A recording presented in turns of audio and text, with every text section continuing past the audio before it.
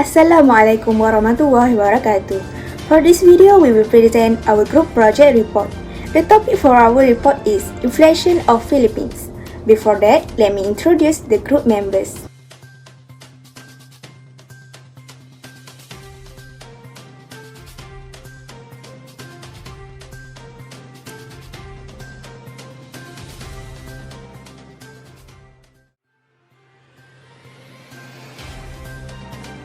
Assalamualaikum warahmatullahi wabarakatuh. First of all, I would like to introduce myself. My name is Siti Nolawatif binti Abdullah. So I will be in charge to brief the introduction of this presentation. The purpose of this presentation is to discuss on inflation in the Philippines. We will look deeper on the economy of the Philippines in terms of inflation. Firstly, we will analyze the data of inflation from 2010 to 2019. We will explain the causes of inflation increase or decrease within that year. Through this, we will know if the economy of that country is good or worse in the specific year, even though in the recent years the inflation is getting better than before. Furthermore, we will also show types of policy that had been applied by Philippines for their economy in the face of inflation. This will explain on how the policies can control inflation in the Philippines, especially in 2018, as in this year experienced the highest rate of inflation within the year 2010 to 2019. Other than that, we will gonna explain the effect and causes of the inflation and also how to control it. Before we proceed to the next presentation, let me tell you what is the definition of inflation. Inflation is defined as a persistent and sustained increase in the aggregate or average price level of goods and services in an economy. An increase in the cost of living generates a decrease in purchasing power, which is referred to as inflation. Therefore, there is an inverse relationship between inflation and the value of the money, where when the inflation is high, the value of money will be lower and vice versa. Inflation can be measured by the consumer price index data over a period of months or years. An increase in this cost is called inflation and a decrease in this cost called deflation. In the 19th century, the Philippines immigrated to the United States. The population of the Philippines began to grow rapidly in the United States, and growth was heavily influenced by military and economic factors. Education ties between the two countries, the Philippines' policies to promote and encourage the workforce immigrate to developments.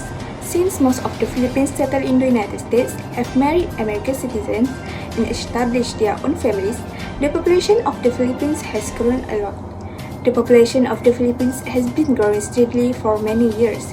It is the 30th most populous country in the world between Mexico and Ethiopia, with a growth rate of 1.72 between 2010 and 2015. According to the latest United Nations estimates, the population in 2019 at Philippines was 108.12 million. Gross domestic product (GDP) in the fourth quarter of 2019 increased by 6.4% year-on-year, leading to growth of 5.9% for the whole of 2019. Trade and maintenance of motor vehicles, motorcycles, personal and household goods, manufacturing and construction are the main growth engines in the fourth quarter of 2019. Among the main economic sectors, the service industry experienced the fastest growth in the fourth quarter of 2019 with 7.9%. Industrial growth was 5.4%. Agriculture, hunting, forestry, and fishing increased by 1.5%. Net primary income (NPI) and gross national income (GNI) of the rest of the world increased by 4.6% and 6.2% respectively. On an annual basis, ISFL increased by 3.5% and GNI increased by 5.5%. Given that the estimated population of the country in the fourth quarter of 2019 reaches 108.12 million, the GDP per capita has increased by 4.8%. In the Philippines, the three largest economic sectors are industry, service, and agriculture in terms of contribution to GDP. In the service industry, business process outsourcing (BPO) has played an important role in the development of the industry. The Philippines is able to develop its BPO department by having professionals who speak the necessary language. Next, the agriculture sectors includes forestry, hunting, fishing, planting crops, and livestock. This sector accounts for approximately 25% of the labor force. The main agriculture products are sugar, rice, tapioca, pineapple, beef, fish, and more. The other part is export service, including service provided by Philippines working abroad as permanent, temporary, or irregular immigrants. This statistic shows the share of the Philippines economic sector in the gross domestic product (GDP) from 2010 to 2019. In 2019, the share of agriculture in total production in the Philippines was 8.82% of national output. Industry contribute about 13.17%, and service industry contribute about 61%. National debt is defined as the outstanding balance of one country that results from the borrowings to fund the administration's programs. National debt can be classified into two, which is internal and external. Internal debts pertain to the borrowings of the government from private companies and individuals. On the other hand, external debts pertain to the borrowings of the other company from other countries. National debt is most commonly assessed by measuring the country's gross domestic product. GDP is defined as the measure of nation's overall activity. The national government's NG outstanding debt stood at 7,731.29 billion peso as of end 2019, adding 21.64 billion peso or 0.3% from the previous month's level, primarily due to net availments and exchange rates adjustments. Of the total debt stock, 33.7% are external debt, while 66.3% are domestic debt. From the end 2018 level, NG debt has increased by 438.79 billion peso or 6%. Inflation refers to the overall increase in the Consumer Price Index (CPI). CPI is the weighted average of prices for different goods and services in an economy. The index selection of goods is determined by which items are regarded representative of a common consumption basket. Thus, the index will include different goods based on the country and also the majority of the population purchasing preference. As we know, the price of some goods may see an increase and some may see a decrease, but the overall value of CPI will be determined by the weight of each goods in relation to the entire basket. Also, the percentage change in the CPI from the same month of the previous year is referred to as annual inflation. In Philippines, the most important group in the Consumer Price Index (CPI) are food and non-alcoholic beverages with 39% of total weight, housing, water, gas and other fuels with 22% and transport with 8%. Other than that, each group of goods are only 2 or 3% is included in the index. The graph shows the inflation of Philippines and the annual change from year 2010 to 2019. From the graph, we know that Philippines have been through an increasing and decreasing of inflation during the 10 years. The highest inflation rate recorded by Philippines during the 10 years is in year 2018. Next, the graph shows the monthly headline inflation in the Philippines. The inflation was measured on a year-on-year basis and in percent.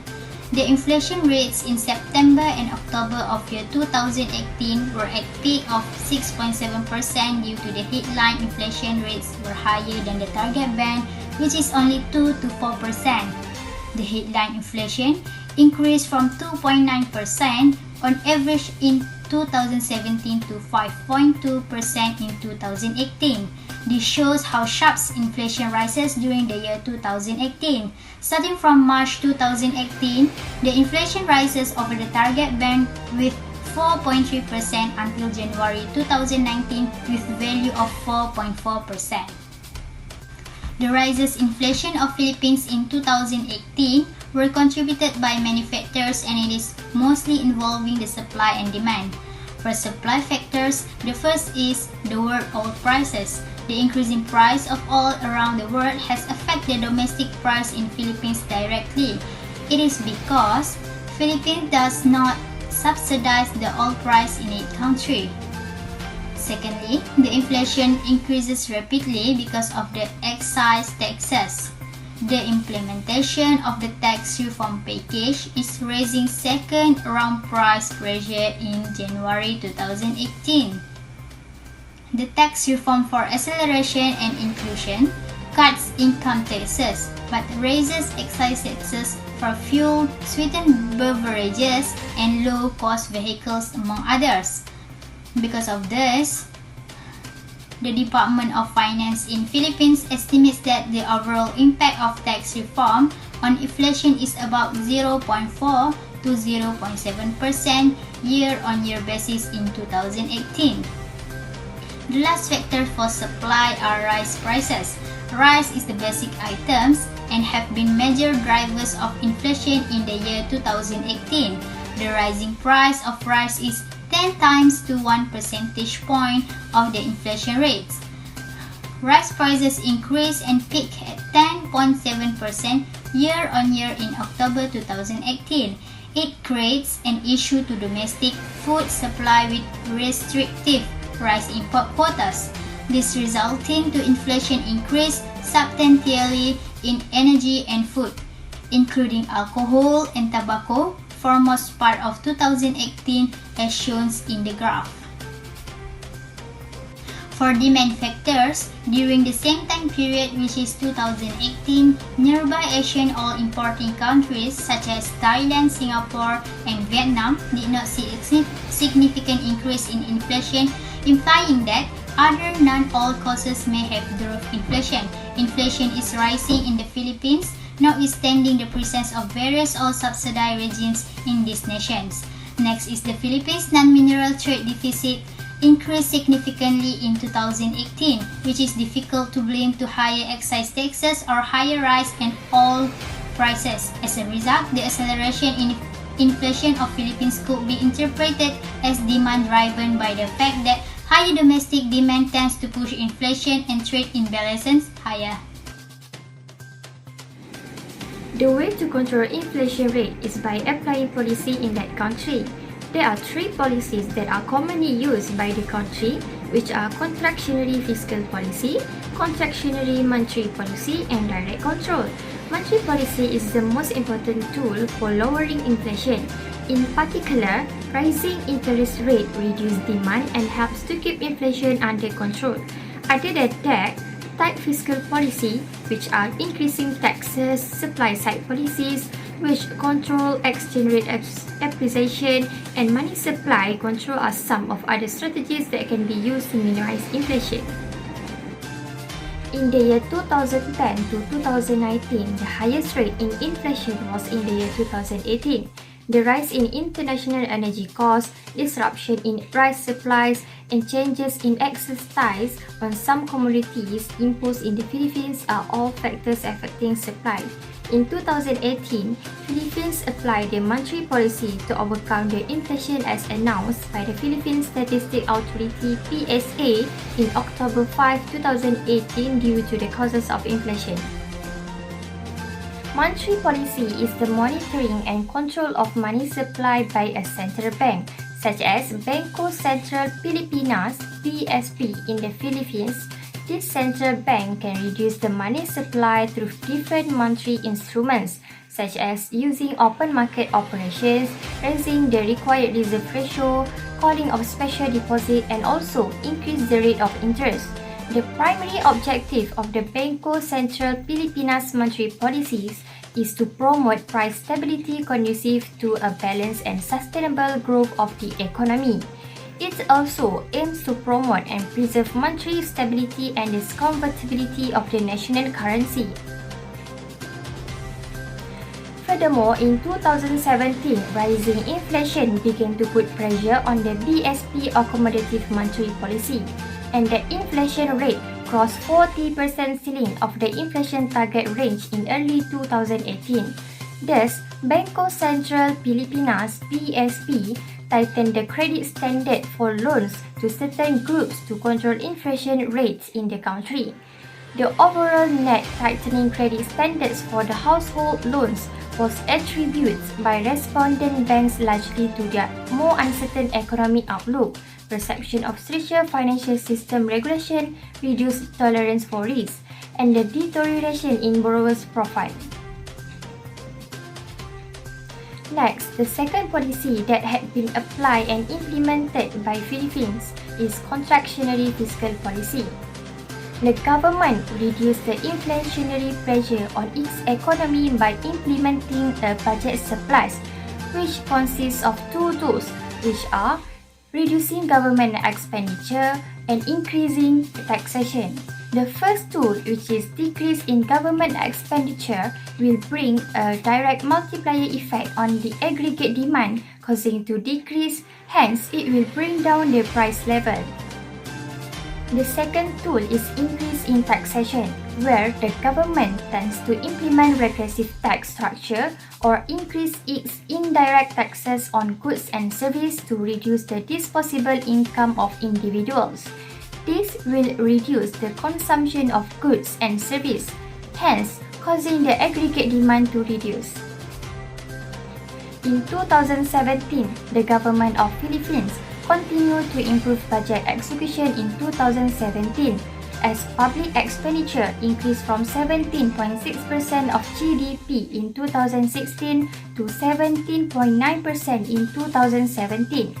Meanwhile, infrastructure expenditures exceeded their program target and increased slightly from 3.4% of GDP in 2016 to 3.6% in 2017. This is because of infrastructure outlays were directed towards the implementation of various purposes, such as road infrastructure, flight control, and many more. The World Health Organization (WHO) declared coronavirus disease 2019 (COVID-19) to be a public health emergency of international concern on January 13 and a pandemic on March 11, 2020. The first case in the Philippines was identified on January 13, 2020 and involved a 38-year-old Chinese woman who was confined at San Lazaro Hospital in Metro Manila. During the lockdown, domestic transportation of all modes including land, air, and sea are suspended. Residents are not allowed to leave their homes unless for emergencies. Large gatherings, parties, and concerts are banned. Under the new law, the government could inject 40 billion pesos in additional capital into state-owned banks so they can lend more to small businesses. A standby fund of 10 billion pesos could fund the government's purchase of COVID-19 vaccines. The Philippines is in talks with Russia, China, Australia, and the United States for the potential supply of COVID-19 vaccines. After studying this topic, I found that inflation directly affected the consumer equilibrium. The expected inflation generated by the backward-looking expectations and leading approach are significant in the augmented Phillips curve equation, and thus inflation expectations play a major role in the determination of the wages. These are intended to further enhance inflation targeting and keep inflation expectations at manageable levels. This is essential to achieving more durable and inclusive economic growth. That's all from us, and thank you.